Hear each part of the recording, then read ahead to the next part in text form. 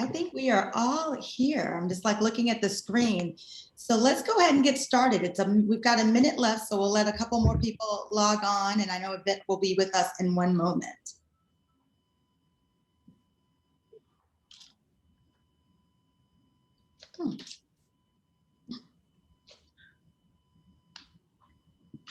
Perfect. Hi, Evette. How are you doing?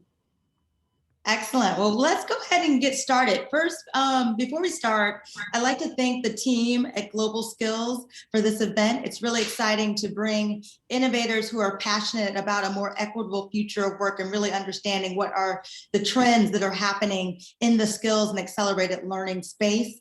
I am Dr. Angela Jackson. I'm a managing partner at New Profit, where I lead our future of work strategy and investments. Part of that work that I lead is the Future of Work Grand Challenge, which we'll get into in a moment, because we have actually 4 of the teams that were selected as part of 15 finalists in the challenge. Some of you may not be familiar with New Profit. We are a venture philanthropy firm. We've been around for 22 years. And what we try to do is invest in entrepreneurs who are solving complex social problems and who are like creating and stopping barriers between people and living wage work. You know, as we know, when 2020 began, the future of work, I like to say jokingly, became the present of work. A lot of the trends that we had heard about, insights, and some of the forecast about whole sectors disappearing happened almost like at the speed of a drop of a dime. And so when we think about this now future of work, and we're seeing some light at the end of the COVID tunnel, a lot of folks are thinking and talking about getting back to normal.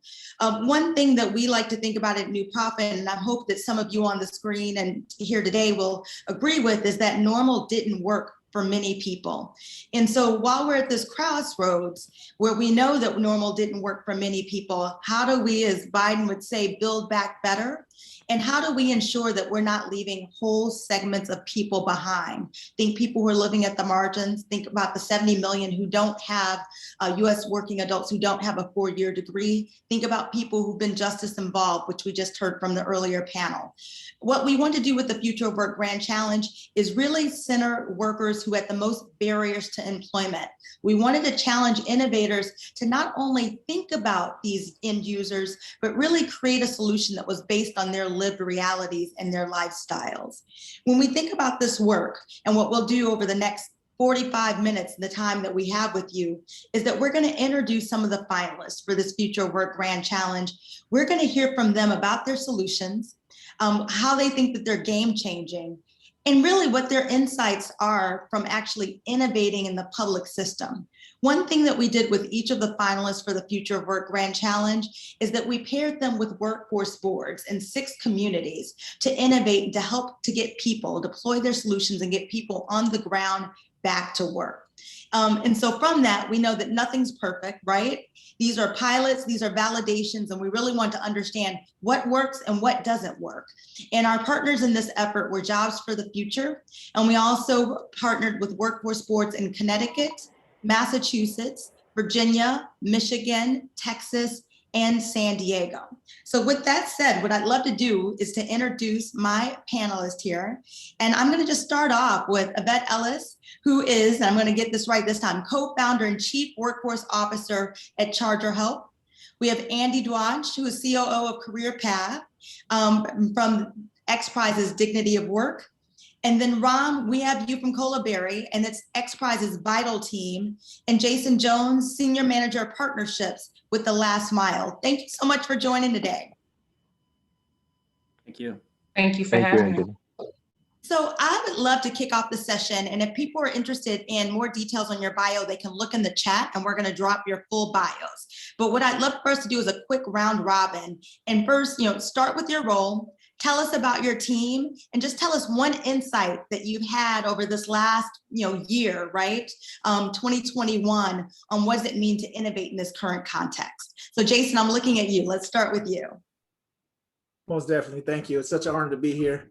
Like you said, my name is Jason Jones, and I'm the Senior Manager of Partnerships for The Last Mile, which is a nonprofit based in San Francisco that teach specifically computer coding to incarcerated youth, women, and men in 7 states soon to be scaled into more. right? And I think the one insight that I can share with everyone that we found and really innovative in this space, when you talk about the prison setting, is how we can leverage technology in this setting, right? And how far behind people have been on the technology curve as far as like when they get released, not even having access to phones inside, not having access to just the emails or things like that, where now we've been able to connect remotely through the platform that we built out and be able to offer certain services and continue to run our programs remotely even during COVID. So like that was one insight, like how to leverage technology and how impactful it is for people to learn and be exposed to these technologies before getting out, and how that helps them with a more successful reentry. One thing that we love about the Future of Work Grand Challenge is that, we know that one solution alone is not enough, that we really need to leverage an ecosystem. And so I think what's really interesting about what Last Mile is doing is working with the justice system. And can you just talk about how that collaboration works? Like, how are you able to put your technology in front of this population? Yeah, so we have a self-hosted learning management system that we host our internal curriculum that's designed by our team.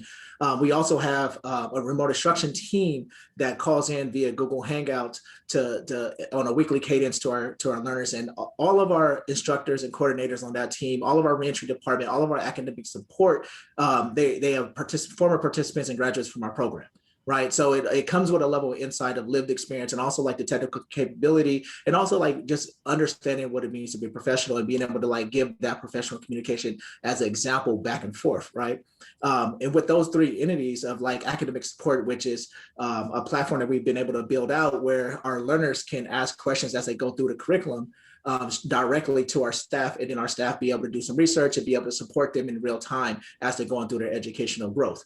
The other thing, like I said, I mentioned remote instruction already, where we connect live via Google Hangouts or similar like this, where we actually deliver weekly sessions. And then the last component I think is really special is the learning management system, where they engage in our curriculum. And this is all without having access to the internet. That's fascinating. Thank you. Thank you so much, Jason. Andy, you're up next. Hi, everyone. Thanks, Angela. I'm Andy Dwonch. I'm the Chief Operations Officer for Career Path Services. We're a Washington State-based nonprofit organization that's been around for about 50 years. And we're working with the purpose of breaking the spirit of poverty through the dignity of work. And, what's been, we're coming together actually as part of the Grand Challenge with two other organizations, Whole Story, and with an organization called Anew. Whole Story is a technology platform that allows job seekers to tell their whole story in terms of the soft skills through the narratives that they produce, and help them to prepare for behavioral-based interview questions. And that's a really essential piece for people to have better equitable access to the workforce. And then Anew is one of the country's oldest pre-apprenticeship building trades programs. Our three organizations came together around the Grand Challenge. And one of the insights that we've really realized is that it's really essential and difficult that we have this level of collaboration, that we innovate together, because for the last year plus of the COVID crisis, the systems that are in place in the public workforce system have all been constructed around the idea that people are able to walk into a physical space to access services, and to do that with ease. And obviously, for the better part of a year, that's been next to impossible. And now, as we've been offering our solution, our training solution, which is aiming to get people into living wage jobs in the construction industry, initially in Hampton Roads, Virginia, but ultimately, hopefully expanding to other parts of the country, we've realized that, not only don't people don't have physical access, but the digital access, there's inequity in that too, per Jason's point. People have had a really hard time accessing even basic services, but also our solution. And so we've really had to innovate together with our workforce board, with industry groups, to really try to find workarounds and to make it more workable for people that we're trying to serve. Yeah, I think that's a really good point that we want to double click on. While we think the opportunity with technology is definitely there, the digital divide can like do us all in, right? When people don't have access to solid broadband and also laptop devices. And that's something that we've seen with the Future of Work Grand Challenge, is really making sure that learners have either access at home to those tools, or that we have a trusted partner who's able to lend them out to them. They can borrow them or go into a center. But thinking that you can just deploy technology and someone's going to have it when they're accessing on their phone doesn't really work. Evette, would love for you to jump in with Charger Help. Hi, I'm Evette Ellis. Are we introduced? Chief Workforce Officer at Charger Health and co-founder. We fix broken EV charging stations.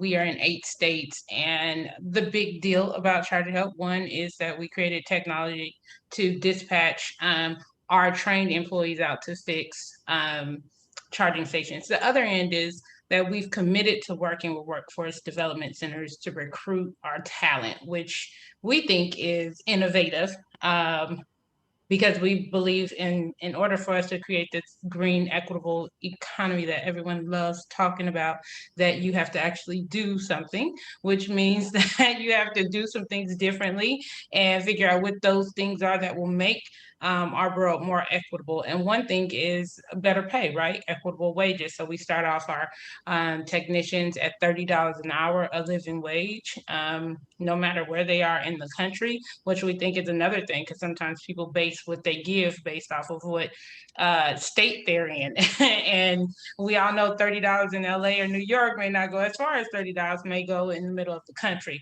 Nonetheless, we start off at $30 an hour. I would say one insight that I've had is that in order to innovate, we have to make, it's going to make people uncomfortable, right? Because to become equitable, to spread money out more, to give more people access, we start dealing with power and all that good stuff. But those that are innovating are facing those obstacles. So what I found most important is working with the workforce development centers, because it is a win-win situation for us. Not only do we get excellent talent out of workforce development centers, we also get the soft skills. And when I say workforce development center, I want to be clear, I'm talking about workforce development centers, programs, anyone that the focus of the program, organization, or business is to get folks back into the workforce. You also get the soft skills, and for as a business owner, it is really helpful, because the things, we don't spend a lot of money on that, right? I go to a workforce development center or to an agency program, I say, this is the ideal candidate I'm looking for in this area. Can you provide me a pipeline of folks I can start interviewing? And it's just that simple, versus going to a Zip recruiter that may or may not have the audience, the equitable audience I'm looking for, to make sure everybody gets the opportunity. So those are some of the insights. I could go on and on, but mainly the main thing is companies are going to have to shift, right, where we find talent. That's the first step to creating a more equitable playing space, is shifting where we find talent. Yeah, and a lot of folks don't know, when you talk about shifting where you find talent, we call them, non-traditional candidates, but at Workforce Boards, they're working with 1 in 12 US residents. That's a lot of people that they're tasked with serving. And so that's why we thought there was some urgency around, when we think about modernizing and new technologies, to introduce it to that system, right? The over 600 job centers. Ram, I want to throw it to you now. One thing I'm excited about, and I think about with the Future of Work Grand Challenge, is that we're also not only just introducing technology for technology's sake, is that we're trying to introduce learners to even new jobs that they may not even know existed, in ways where they can actually center on their learning and their learning styles, versus a lot of them may have had, uneven experiences in their K-12 education, or even some community colleges. Can you just talk about what you're doing at Colaberry and how you're meeting learners where they are in the realm of this future of work? Absolutely. So at Colaberry, we primarily focus on data analytics and data science, training, staffing, and consulting area. As part of our work, one of the big aspects that we focus on is how do we really help people on the other side of the track transition into good paying jobs. So when I say good paying jobs, these are like career jobs. Once people like get into these jobs, they have pretty much like 20, 30 years lifelong career. And we keep hearing about big companies like Google's saying that, okay, the tech jobs doesn't really need a degree, right? So, but how do you really help people access these jobs and access these skills? So that's what we kind of focus on. And as part of our work, we feel that more than we focus on providing tech skills and human skills. But as part of work, what we observed is learning tech skills requires more focus on learning human skills, like collaboration and communication and ability to solve like complex problems and all this. But typically in a typical training programs or skill development programs, it's the skill development, maybe the soft skill or human skill development is looked more as afterthought or something that needs to be that people need to learn somehow on their own. But we try to what we do is we try to apply technology to provide these skills to people as an integral part of the program. And at the end of I'll talk like more about how the technology works probably later. But at the end of it, like what we look for is do people perceive themselves differently, and do they present themselves differently? So when they present themselves and perceive themselves differently, boom, it's a completely different person, and nobody can stop them from succeeding. So that's kind of like what we focus on. We use data, computer vision, artificial intelligence as intervention methods to help people accelerate development of this set of skills. And as part of XPRIZE Rapid Reskilling Program, we brought this technology to provide skill development for sterilization technicians. As part of that, we partnered with a VR tech company, a fellow solver called Glitchy, based out of Sweden, and we partnered with Banyan Tree Global, another innovation growth platform that focus on scaling up of technology. And also the sterilization is not our core competency, so we partner with another organization called Central Sterilization Solutions. So we are bringing the content, tech, and platforms together to provide this rapid reskilling with people.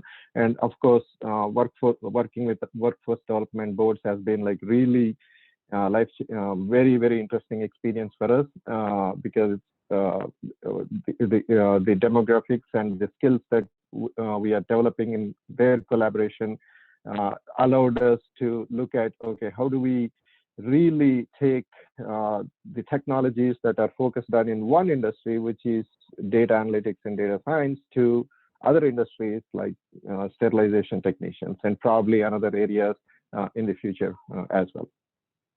And can you tell me now, for a lot of folks, the idea of, again, innovating in public boards or job centers is new.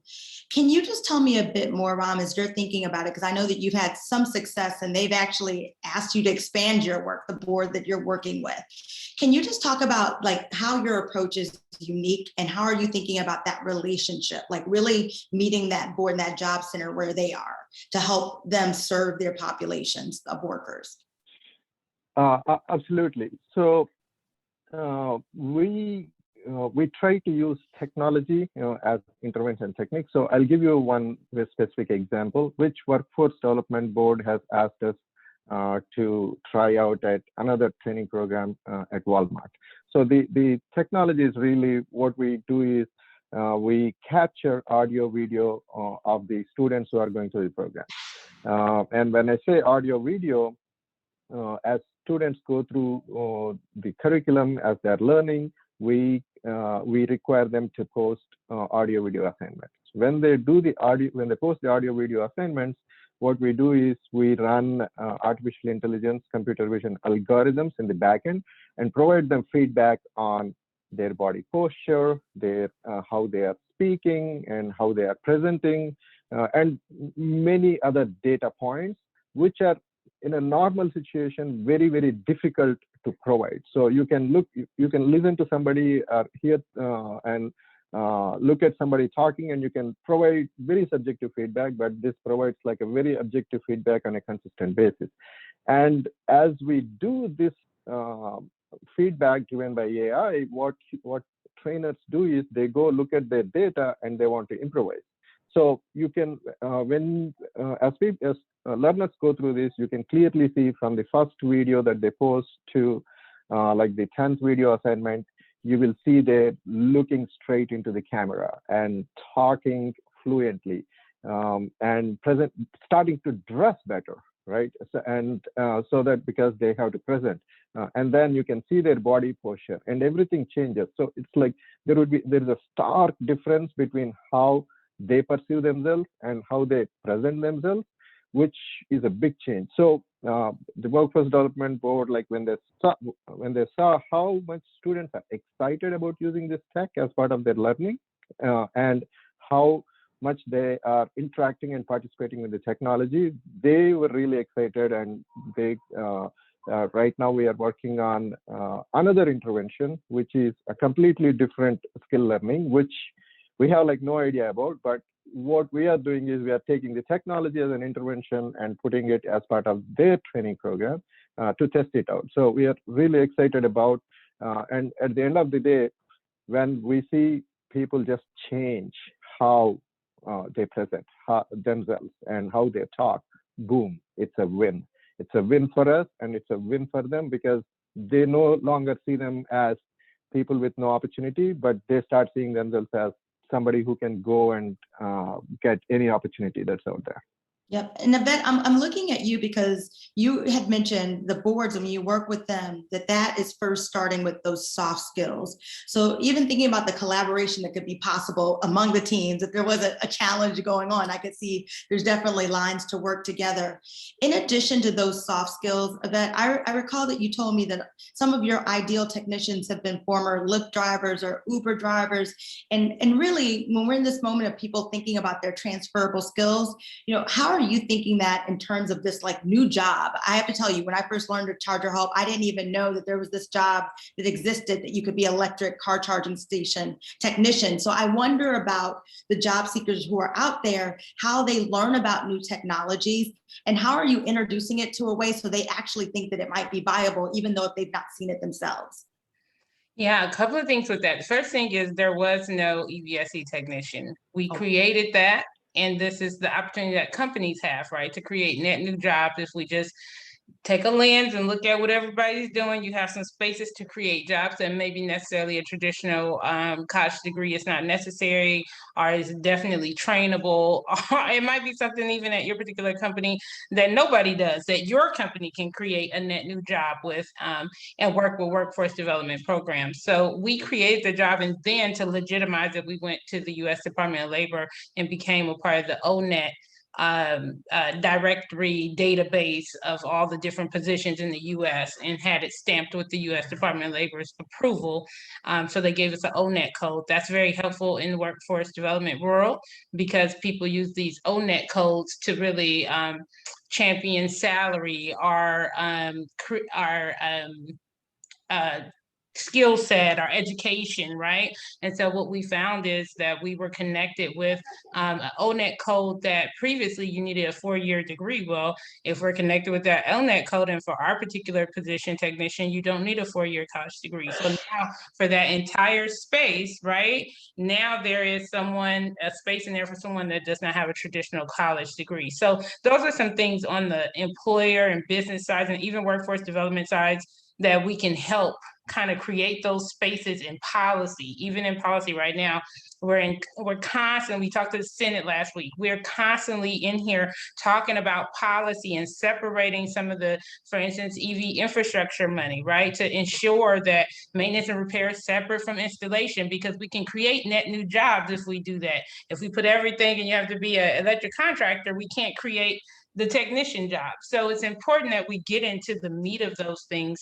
The next thing I will say is that we found that the learning styles of people were very different. So we have all of our applicants, not even those that we hire, our applicants take a learning style test as a part of their application process.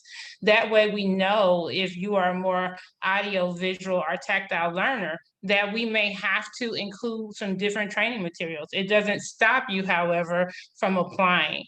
And then with that, I will also say it was very helpful because we saw some people that really flourished during the virtual part of the training, and some that did not. And then when we brought them all in person, those that did not just took over and they just were running it. So some folks have to put their hands on it and realizing that it's okay to have those learning differences, but if our workforce does not allow space for those different learning styles to exist, then we're going to bottleneck. So those are the two things that Dr. Jackson, that I really found to be really, really helpful, is doing the policy work on the upper end, and then as we're working with people, remembering that people are people and super smart folks, right? Just have a different learning style. We have a couple of techs that never ever thought they would A, make this kind of money, or B, have a job like this, are qualified for it, and but because they were more tactile learners, so they have to touch it. And once you let those folks touch it, it's done. They can outrun anyone, but they've never had the opportunity to do that because that's not how we hire most of the time. Most of the time it's the application. The very last thing I will say is that we did ask everyone to upload a video introducing themselves versus writing a book about yourself. That is just difficult for some of the best writers, right? To write about yourself and kind of toot your own horn. So this way we got to see their personality shine out. So really doing some unique, different things, especially in this technically savvy age that we're in, allowing folks to really utilize technologies to remove barriers, right? And that's how we A, create jobs, and B, be equitable with who we employ in those exact jobs. Yeah, I'm fascinated. This could be just a case study in itself. When I think about your work where you're like, we went out and created a new ONET code, when we think about the job to be done for each of you all, like doing this collaboration ecosystem work with policy, that all takes time, right? And so I'm really wondering about, how do you all think about your main work? Like, do you think about the accelerated learning and then you have someone else that's taking care of the policy? How are you all doing this? Because I can imagine an entrepreneur who's out there is like, I've got this skill, would love to like put my solution out there. I don't know if I have the time to invest in a board or in policy. And so I'm just like looking at you, Andy, I'm gonna start with you if you have any reactions, because I know that, you know, a lot of your collaborators, 2 of them are nonprofits and 1 of them I think is a for-profit. So can you just talk about those kind of motivations and how you did the calculation to actually even invest in this way? Yeah, I think it was really crucial for us to try to find the right partners to come together for this effort. You know, each of the organizations that are working together on the Dignity of Work solution bring a unique capability to the table that we believe helps give us a well-rounded solution that can support and enable folks to be successful through our training. But really those 3 organizations are just kind of a narrow slice of the overall partnership, because fundamental to what we're doing is the collaboration that we have ongoing with the Hampton Roads Workforce Council, with industry groups in the region, with individual employers, and with the job seekers themselves. Without having all of those groups together in this endeavor, working together kind of with a common vision for where we want to get to, it really would be a futile effort. In terms of the ways that we're trying to influence the direction of industry and employment in the construction trades in that particular part of Virginia, you know, we've really taken it upon ourselves to make sure that the employer relationships that we're forming as an entity that's trying to help them get the pipeline of talent that they need. We're really pushing the employers to accept what we're describing as dignified work terms for the folks that we want to place into employment, to make sure that they're starting out in the industry with living wage jobs with significant room for advancement within the field. And, so that's the first and foremost, like that's the key objective that we have for the challenge itself. But then more broadly, I think that we as workforce development agencies have a responsibility within all of our work to really be influencing workforce boards, industries, and higher level sort of political and government representatives about the need to push for better wages, better benefits, to make sure that people who are, entering back into employment after the COVID crisis and have, significant concerns about safety, about the need to provide care to family members or children, that they and their families are kept whole as they work to support the needs of the broader community and industries. Thank you, Andy. Jason, I am thinking about the folks that you work with who are, justice involved, and you're helping them get skills. But many entrepreneurs, when they think about folks who are justice involved, they see them as maybe not even consumers, right? Because they're thinking that they may not be able to pay for this technology. Can you talk about like how you're doing this? How do you think about the return on the investment? Why investing in people while they're incarcerated right now? What's the case for that? And what would you, because you've got a lot of other innovators out there, what would you encourage them to look at this population? Why would you encourage that? Well, definitely. Thank you for that question. I think what generally been out there is the narrative is like really looking at recidivism, right? Looking at like how many people return back to prison or an incarcerated setting after they release. One of the things that I'm really excited about is that we're creating our own impact index, where we're looking at not focusing on what people don't do, right? But focusing on what they are doing. And I think that's where like we hope employers and other people that's like open-minded and have a growth mindset start to focus on is like the potential of the folks that's inside, right? And when they get out, I mean, we do have a 0% recidivism rate, but that's not what we focus on. And that's great. And this is after 10 years of starting this program. But what we focus on is like how many people have been able to gain financial freedom, meaning like buying their own home, right? How many people have become pillars in their family, in their communities? How many people have been able to give back and volunteer some of the things? Because one of the things that I really want to touch on when it comes to equity, and I know Evette talked about it earlier, is that visual representation with equity is just as important, right? It's hard to be something that you don't see. And we have people that's coming out of these communities, going back into these communities, being a source of resource for the community and being that representation. Right. It's a reason why a lot of Black and brown kids want to be sports athletes or entertainers, because that's all they see making it out of the conditions. Right. They don't see engineers. Right. And so like that's one thing that we really encourage and really focus on is like the impact that people are making when they return home. That's the return in investment. Right. Because, we can talk finance, like the financial gains from like taxes and not how much it costs to incarcerate one person versus a person becoming a tax-paying citizen. Right. But those are like numbers and statistics is out there on the internet, right? The things that's not out there is how great these people are becoming into the community and how much of a source of support and for the community and becoming visual alternatives for the young people coming up. No, I love that, visual alternatives, and you can't be what you don't see.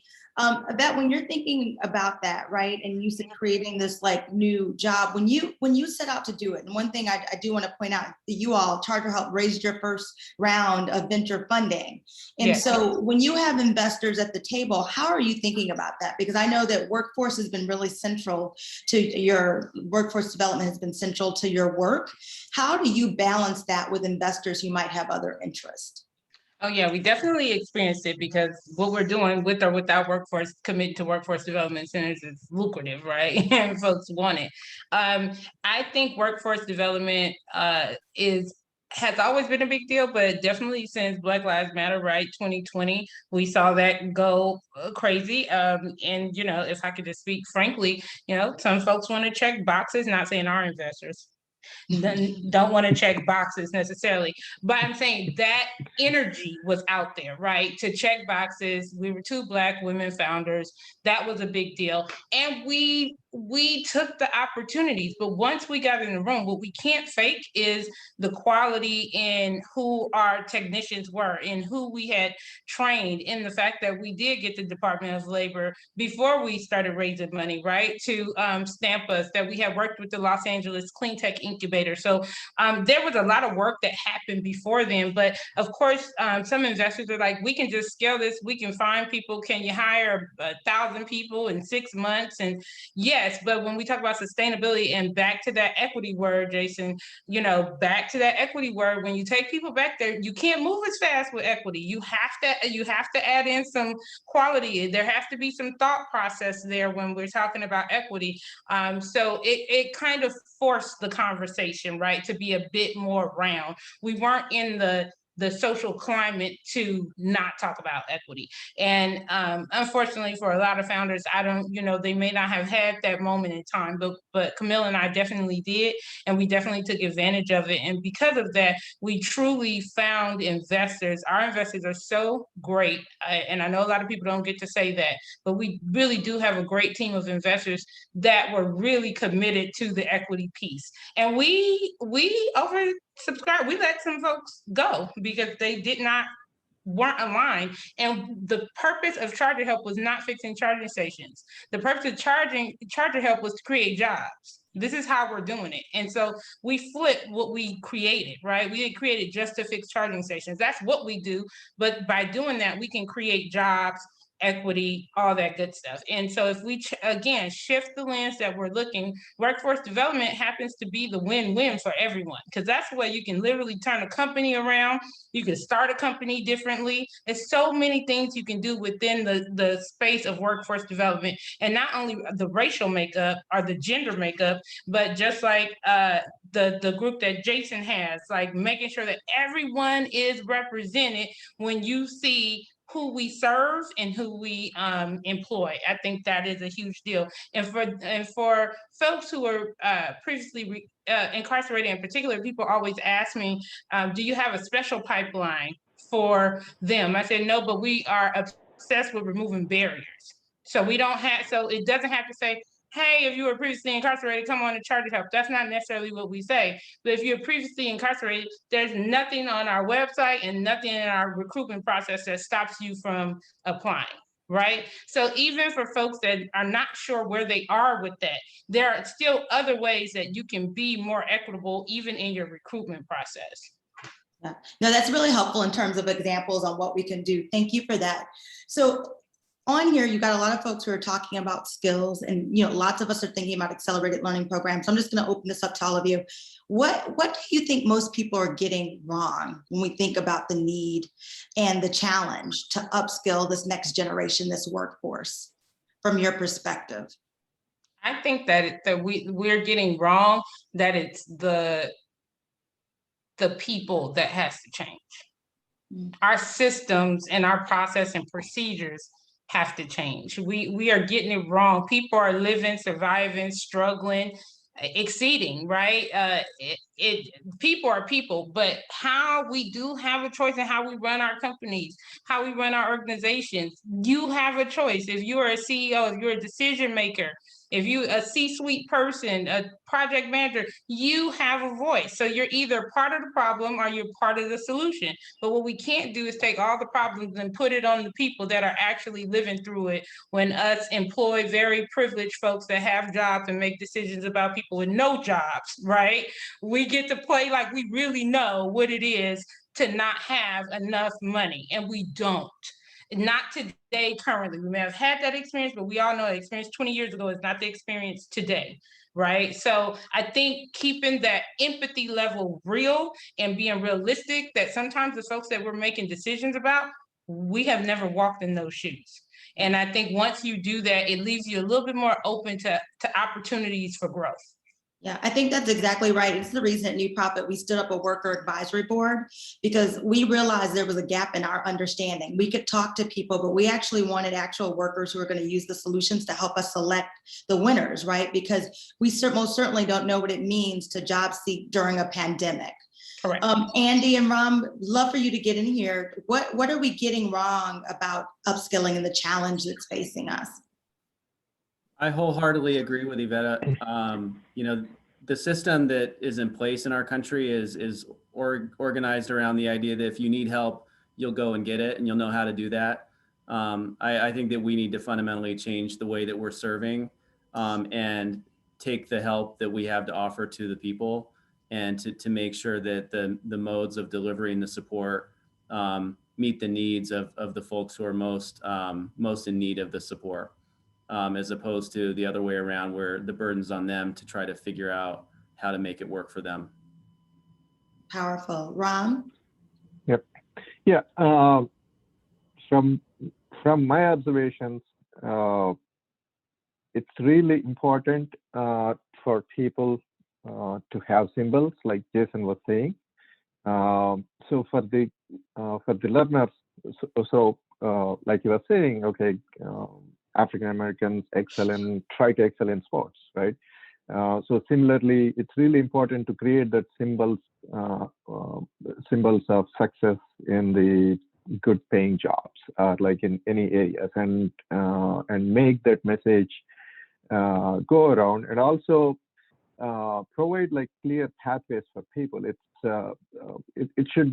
not like it's really a complex thing to get into a good paying job. It's just a matter of time and effort. You gotta put like consistent time and effort, and that will help you succeed. So when I say time and effort, we have one of the principles that we have is it's really not the fastest learner that succeeds, but it's the continuous learner who never gives up that succeeds. And what we experimented on is, can we actually capture data about it, right? So we capture data around like their patterns, and we have created a model where when people attempt a certain number of tasks, certain assignments and things like that, within a reasonable amount of time. Somebody might take 3 months, somebody might take 6 months, right? But it doesn't matter. But when they are able to do a certain amount of task in a reasonable amount of time, you can capture that data, and that data could be used for helping people transition, right? Right now, we have like more data about the stats around like how much, what's the skill level that people have to play a basketball or something like that. But we don't have like quantifiable data that we can put, that we can capture about people's skills, right? So we have alternate badging and all this stuff, but we can actually gather like a ton of data and quantify it and kind of say that, hey, this data tells you that you can do all these jobs. And also for the employers, open their minds. Hey, this person has done all the work that is necessary. So they might be a right person to fit into your job or fit into your group, and you should give them a chance. So it's from my perspective, it's really we really have to focus on how do we create that more transparent pathways and have symbols for people so that they can pursue the path for better careers, and somehow like figure out how to use all the data that we're able to capture and process to provide better visibility for the individuals and for the companies to hire based on that. No, I love that. And what I'm hearing as a theme is like, how do we screen people in versus screen them out, right? And how do we give people a hand, right? I love what you said, Andy, going to actual people and bringing the solutions, taking time to understand it and understand they may be coming in different packages, right? But it behooves us to do some of that translation work. Jason, would love to hear from you to wrap us up. What do you think that most of us are getting wrong when we talk about the need to upskill and rapidly reskilling? Most definitely. So it's a few things, but I'm gonna keep it short for the respect for time. I think the approach overall, right? The approach. A lot of times when people talk about access and opportunities, they blanket it with DEI, right? And you know, maybe this is just from my engineering background or whatnot, but I would challenge that to like take a reverse engineering approach and start with inclusion. Ask the question like, do you include everyone in your hiring practices? Do you include everyone in your policies? And if not, what is your values, and is your values aligned with those policies and what you're doing, right?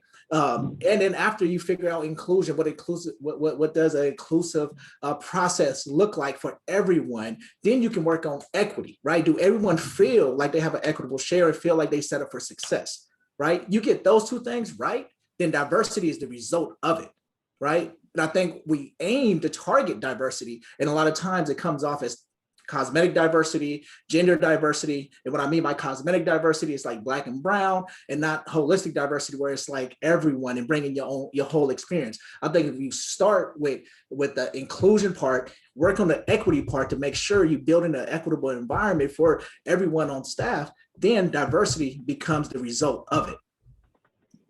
No, completely agree. And with the changing demographics, more of us have to get on board with that really and think about that. So one thing I love about my job is that I get to interface with entrepreneurs like yourself.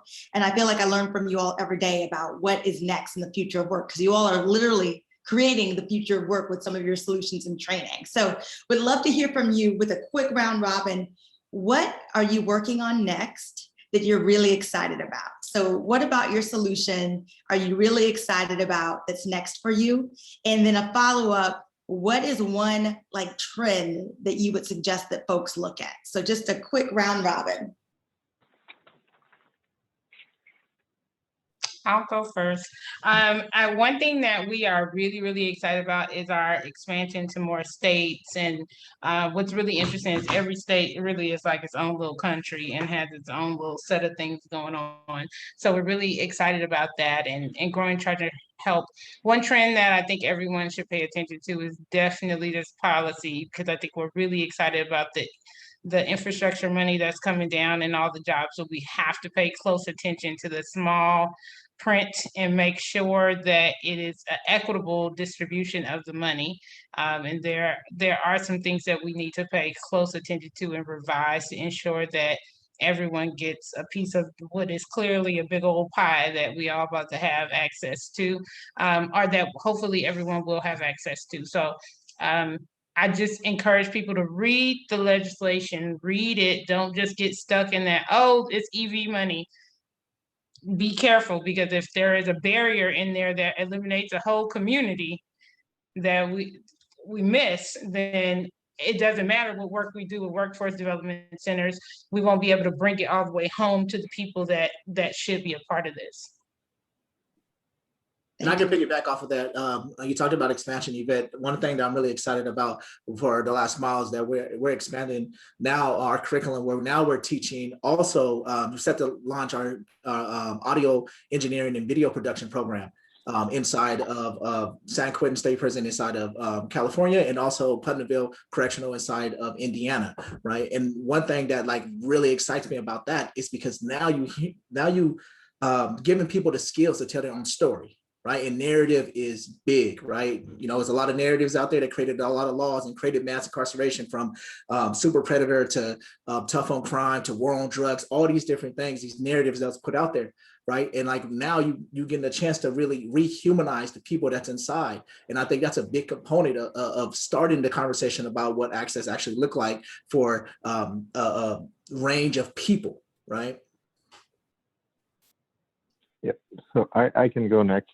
So one thing that's really exciting for me as part of our work is having the expertise and working with workforce development boards has opened up to try to apply our technology in other areas.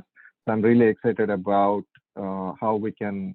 Right now, we are applying at sterilization technicians, and the results have been great. And probably looking at Walmart training, and probably like new avenues where we can apply our technologies and see whether we can get similar or better results.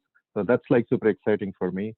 And from the trend standpoint, what I'm really what one should really look for is there is among the youth, there is an increased awareness about equity and interest in working for companies that just not focus on bottom line, but focus on how they are impacting the society. So I hope this trend has been growing, and I hope and I think we all need to continue to push that trend ourselves and make it universal and make workplace a more equitable place.